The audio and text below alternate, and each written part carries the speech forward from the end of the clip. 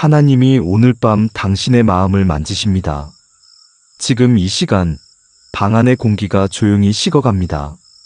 창문 너머로 바람이 스며들고 멀리서 시계 초침 소리가 들려옵니다. 하루를 버텨낸 몸은 눕혀졌는데 마음은 여전히 깨어 있습니다. 그때 하나님께서 다가오십니다. 멀리서 부르시는 분이 아니라 이미 곁에 앉아 계신 분. 당신의 피곤한 눈을 바라보며 말씀하십니다. 괜찮다. 오늘도 애썼다. 이제 나에게 맡겨라. 하나님은 우리가 잠자리에 들 때 그 마음을 가장 먼저 만지십니다. 우리가 말없이 누워있기만 해도 그분의 사랑은 조용히 흘러와 우리의 생각을 다스리고 영혼을 감싸 안습니다. 오늘 하루를 잘 버티셨나요? 아니면 버티느라 너무 지쳐버리셨나요? 괜찮습니다. 하나님은 결과보다 과정을 보시고 완벽함보다 진심을 보십니다. 당신이 오늘 하루를 살아냈다는 그 사실만으로도 충분히 기뻐하십니다. 그래서 우리가 오늘 밤 해야 할 첫 번째 기도는 감사의 기도입니다. 감사는 우리가 하나님께 나아가는 문입니다.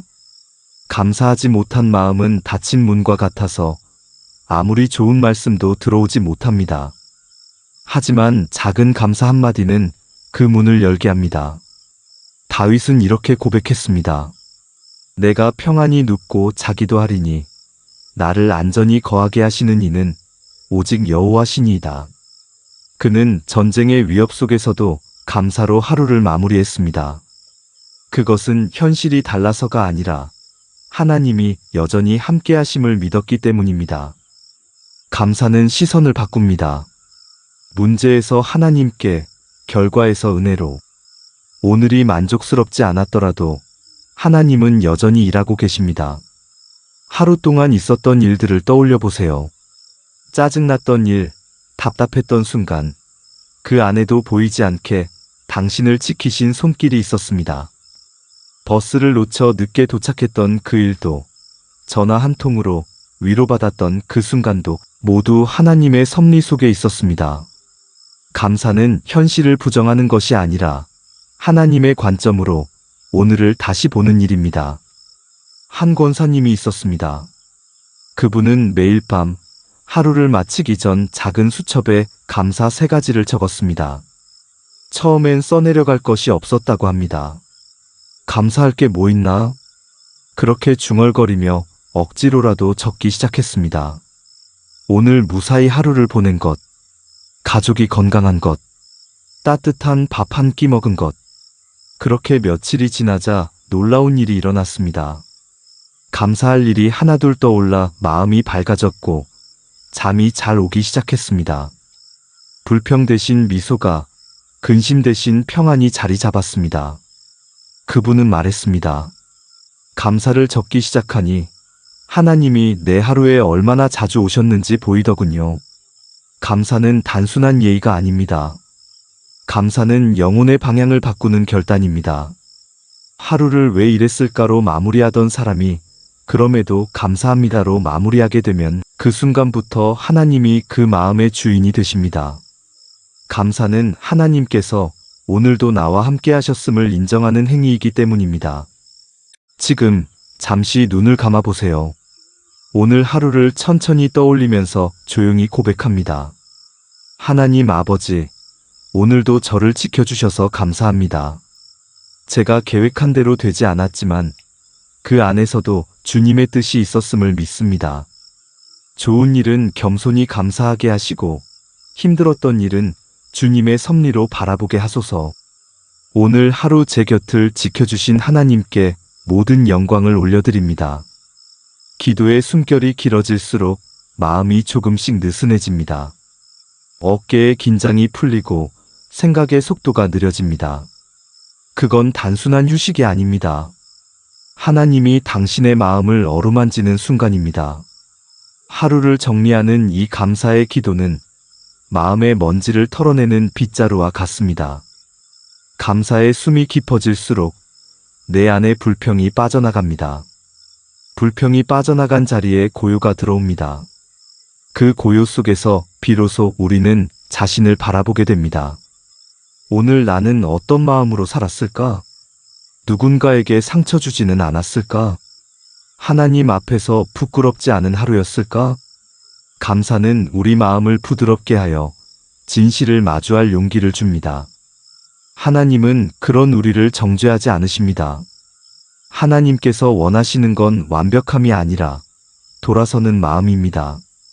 그분은 기다리십니다. 우리가 죄책감에 빠지지 않고 사랑 안에서 다시 일어나기를. 다윗이 그랬듯, 바울이 그랬듯, 넘어짐을 부끄러워하지 않고 회개로 돌이키기를 원하십니다. 그래서 감사를 드리다 보면 자연스럽게 눈물이 납니다. 그건 슬퍼서가 아니라 내 마음이 다시 살아나기 때문입니다. 주님, 제가 오늘 사랑하지 못했습니다. 화를 쉽게 냈고 불평으로 시간을 낭비했습니다. 그러나 이제 주님 앞에 내려놓습니다. 용서해 주옵소서. 그 짧은 고백 하나에도 하나님은 기뻐하십니다. 그분의 용서는 조건이 아니라 선물입니다. 우리의 입술이 잘못했습니다라고 고백하는 순간 하나님은 이미 괜찮다라고 말씀하고 계십니다. 당신이 지금 느끼는 후회나 미안함, 그것조차 하나님이 일하시는 증거입니다. 마음이 굳은 사람은 후회를 모릅니다. 그러나 하나님을 향한 마음이 있는 사람은 작은 말 한마디에도 가슴이 찔리고 다시 고개를 듭니다. 그게 살아있는 신앙입니다. 오늘 밤 하나님은 당신을 정죄하려 오신 것이 아닙니다. 당신을 안아주러 오셨습니다. 얘야, 오늘은 여기까지 잘 왔다. 이제 나에게 돌아오너라. 그 목소리가 마음 깊은 곳에 울리면 눈물과 함께 모든 무거움이 흘러내립니다. 그 순간 하나님이 주시는 평안이 천천히 스며듭니다. 지금 그 평안 안에서 하루를 완전히 맡겨보세요. 하나님, 제 하루를 주님의 품에 올려드립니다. 제가 오늘 만난 사람들, 주고받은 말들, 웃음과 한숨까지 모두 주님께 맡깁니다. 제가 실수한 것은 주님이 덮어주시고 제가 잘한 것은 주님께서 기억하시길 원합니다. 이제 제 마음을 비우고 주님 안에서 쉽니다. 기도를 마치면 마음 한쪽이 따뜻해집니다. 세상의 소리가 멀어지고 머릿속에 복잡한 생각들이 천천히 정리됩니다. 그건 단순히 잠이 오는 것이 아닙니다. 하나님이 당신 안에서 일하고 계신 증거입니다. 하루의 끝에서 하나님께 감사하고 회개하며 내려놓는 이 순간, 당신의 방 안에는 여전히 고요가 흐르지만 그 고요 속에는 하나님이 계십니다. 눈을 감아도 아무 말이 없어도 그분은 오늘도 당신 곁에서 말씀하십니다. 수고했다, 내 딸아. 잘했다, 내 아들아. 이제 평안히 쉬어라. 내가 너를 지키리라. 그럼 지금부터 회개와 용서, 잠들기 전 마음을 정리하는 시간을 갖겠습니다. 고요한 평안이 방 안을 감싸고 호흡이 조금씩 느려집니다. 그 평안 속에서 하나님은 여전히 말씀하십니다. 이제 네 마음을 내게 보여주어라. 감사로 문을 열었던 마음이 이제는 진실을 꺼내놓을 때입니다. 우리는 하루 동안 참 많은 말을 하고 많은 생각을 합니다. 그 중엔 남을 상처 입히는 말도 있었고 자신을 미워하게 만드는 생각도 있었을 겁니다. 그런데도 바쁘다는 이유로 그냥 덮어두고 넘어가 버린 일들, 그 조용한 찔림들이 쌓여 밤마다 마음을 무겁게 만듭니다. 그래서 하나님은 잠들기 전 우리를 조용히 부르십니다. 얘야, 오늘 네 마음에 묻은 먼지를 내게 보여다오. 하나님 앞에 서면 숨길 게 없습니다. 그분은 우리의 하루를 처음부터 끝까지 다 알고 계십니다. 그러나 그분은 우리를 신문하러 오신 분이 아닙니다. 우리를 깨끗하게 하시고 다시 평안을 주시기 위해 오신 분입니다. 회개는 벌을 받기 위한 문이 아니라 은혜가 다시 흘러들어오는 통로입니다. 다윗은 밧세바 사건 이후 오랜 시간 회개하지 못했습니다. 그동안 그는 제대로 잠들지 못했습니다. 시편에 이렇게 고백했죠. 내가 토설치 아니할 때에 종일 신음함으로 내 뼈가 쇠하였다. 죄를 감추면 평안도 함께 사라집니다. 하지만 다윗은 결국 무릎을 꿇었습니다. 내 허물을 여호와께 자복하리라 하였더니 주께서 곧 내 죄의 악을 사하셨나이다. 그 한마디 곧 그게 회개의 기적입니다. 용서는 시간이 아니라 진심의 길이로 이루어집니다. 우리가 회개할 때 하나님은 말씀하십니다. 이미 용서했다. 나는 네가 다시 내 품으로 돌아오길 기다리고 있었다. 그분의 용서는 조건이 없습니다. 우리가 깨끗해져서가 아니라 그분이 사랑이시기 때문에입니다. 하지만 여기서 멈추면 안 됩니다. 하나님께 용서를 받았다면 이제 우리도 누군가를 용서해야 합니다. 마음속 어딘가에 여전히 걸린 얼굴 하나, 떠오르기만 해도 답답해지는 이름 하나, 그것이 오늘 밤 우리가 하나님께 맡겨야 할 짐입니다. 예수님은 주기도문 속에서 이렇게 가르치셨습니다. 우리가 우리에게 죄 지은 자를 사하여 준 것 같이 우리 죄를 사하여 주시옵고. 이 말은 용서받기 위해 먼저 용서하라는 조건문이 아닙니다.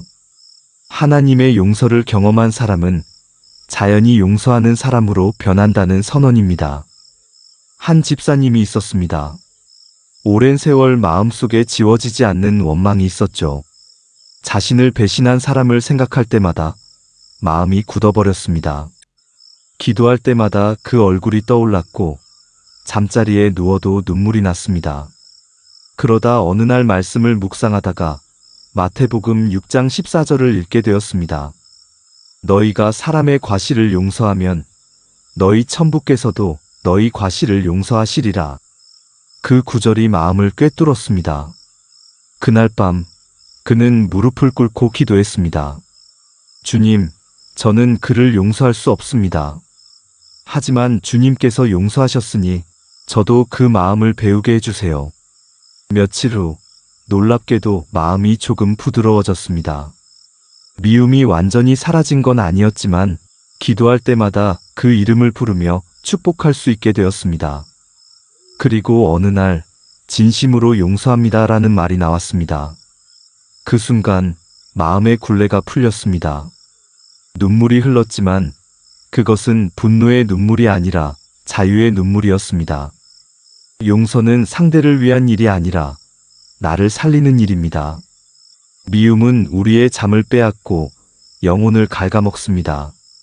그러나 용서는 그 밤을 되찾아줍니다. 하나님께서 우리를 용서하셨듯 우리도 누군가를 놓아주는 그 순간 하늘의 평안이 다시 흘러들어옵니다. 이 시간 조용히 마음속에 있는 그 이름을 떠올려 보세요. 그리고 이렇게 기도해 봅니다. 주님, 저에게 상처 준 사람을 용서합니다. 저도 주님께 수없이 용서받았음을 압니다. 그를 향한 미움 대신 주님의 사랑을 품게 하소서. 제가 그를 용서할 수 있는 것은 제 힘이 아니라 주님의 은혜입니다. 오늘 이 밤 제 마음의 문을 열어 그를 놓습니다. 기도가 끝나면 마음 한쪽에서 조용한 바람이 불어옵니다. 그건 용서의 숨결입니다. 하나님이 당신의 마음 깊은 곳까지 들어오시는 소리입니다. 스데반이 돌에 맞아 쓰러지던 그 순간에도 이렇게 기도했습니다. 주여, 이 죄를 저들에게 돌리지 마옵소서. 죽음의 고통 속에서도 그는 용서를 선택했습니다.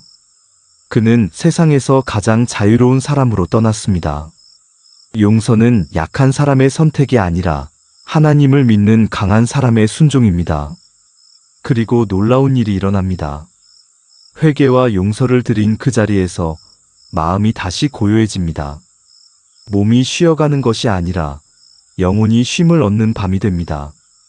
이제 하나님과의 관계가 회복되고 사람과의 관계도 풀려나며 잠시 잃어버렸던 평안이 다시 자리를 찾습니다.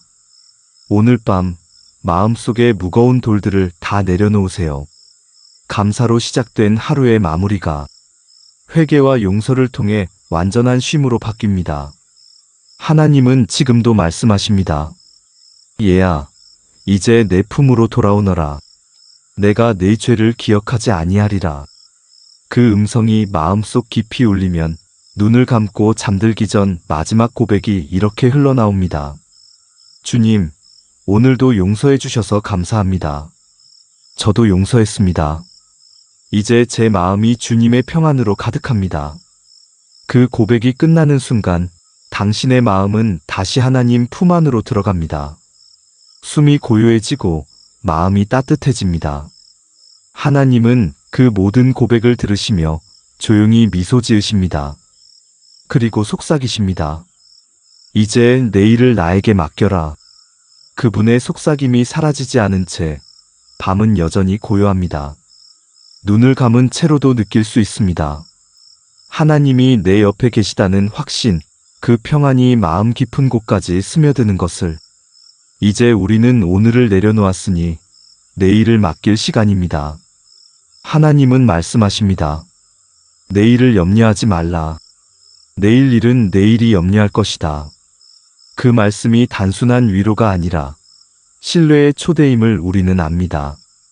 우리가 통제하려 애쓰던 내일을 하나님께 다시 돌려드리는 고백이 바로 맡김의 기도입니다. 잠언 3장 5절은 이렇게 말합니다. 너는 마음을 다하여 여호와를 의뢰하고 내 명철을 의지하지 말라. 너는 범사의 그를 인정하라. 그리하면 내 길을 지도하시리라. 이 말씀은 단순히 믿어라는 명령이 아닙니다. 우리가 내일의 지도를 스스로 그리지 않고 하나님께서 그리신 길 위를 걸어가겠다는 결단입니다. 야곱이 형 에서를 피해 도망가던 날, 돌을 베고 잠들었을 때 하나님은 하늘과 땅을 잇는 사닥다리를 보여주셨습니다. 그리고 약속하셨습니다. 내가 너와 함께 있어 네가 어디로 가든지 너를 지키며 내가 허락한 것을 이루기까지 너를 떠나지 아니하리라. 그날 이후 야곱은 더 이상 혼자가 아니었습니다. 그의 인생은 여전히 고단했지만 하나님이 함께 하신다는 확신이 그를 일으켰습니다. 그 약속은 오늘 우리에게도 여전히 유효합니다. 우리가 가는 길이 낯설고 내일이 불안하더라도 하나님은 여전히 그 길의 앞에서 일하고 계십니다. 보이지 않아도 침묵 속에서도 그분의 손은 우리의 걸음을 인도하고 있습니다. 어떤 집사님은 매일 밤 이런 기도를 드린다고 합니다. 하나님, 내일 제가 가는 모든 길에서 저를 지켜주시고 인도해 주세요. 제가 만나는 사람들과의 관계에서 지혜를 주시고 제 말과 행동이 주님께 영광이 되게 하소서. 어느 날 그분은 평소보다 10분 늦게 집을 나섰습니다. 그날 아침 평소 타던 지하철에 사고가 있었다는 소식을 들었습니다. 그는 그 순간 깨달았습니다. 하나님이 내게 시간을 늦추신 이유가 있었구나. 때때로 우리의 계획이 어긋나는 건 실패가 아니라 하나님의 보호가 다른 모습으로 나타난 것일지도 모릅니다. 다니엘도 그랬습니다. 그는 바벨론의 포로로 잡혀가 하루 3번씩 하나님께 기도했습니다. 하루의 시작과 중간, 그리고 마무리에서 자신의 생명과 일상을 하나님께 맡겼습니다. 그 습관이 그를 지켰고 그 믿음이 사자굴의 밤을 이기게 했습니다. 하나님께 맡기는 사람은 두려움보다 확신으로 살아갑니다. 결과가 아니라 인도하심에 집중하기 때문입니다. 이 시간 우리도 다니엘처럼 기도합니다. 하나님, 내일의 길을 주님의 손에 맡깁니다. 제가 가는 모든 길에서 저를 지켜주시고 저를 통해 주님의 뜻이 드러나게 하소서. 저의 판단보다 주님의 지혜를, 저의 계획보다 주님의 일정을 믿게 하소서. 제가 걸을 때마다 주님이 먼저 그 길을 준비하셨음을 알게 하소서. 기도를 마치면 마음이 다시 잔잔해집니다. 내일이 두렵지 않습니다. 왜냐하면 오늘을 지켜주신 하나님이 내일도 동일하게 함께 하실 것을 믿기 때문입니다. 그 믿음은 불확실한 세상 속에서 우리가 쉴 수 있는 유일한 안식처입니다. 어느 청년은 이런 간증을 남겼습니다. 매일 밤 하나님께 내일을 맡기는 기도를 드리기 시작했어요. 처음엔 변화가 없는 것 같았지만 며칠 후부터 이상하게 마음이 불안하지 않았어요. 해야 할 일은 그대로인데 이상하게 평안했어요. 그때 깨달았죠. 내가 걱정을 덜 한 게 아니라 하나님이 내 마음을 대신 들고 계셨구나. 그렇습니다. 맡김은 걱정하지 않는 법을 배우는 게 아닙니다. 하나님께 걱정할 권리를 양도하는 것입니다. 우리가 내려놓을 때 하나님은 붙드십니다. 우리가 믿음을 고백할 때 그분은 현실 속에서 일하십니다. 잠시 눈을 감고 내일의 장면을 떠올려 보세요. 해야 할 일, 만나야 할 사람, 걱정되는 문제들이 있을 겁니다.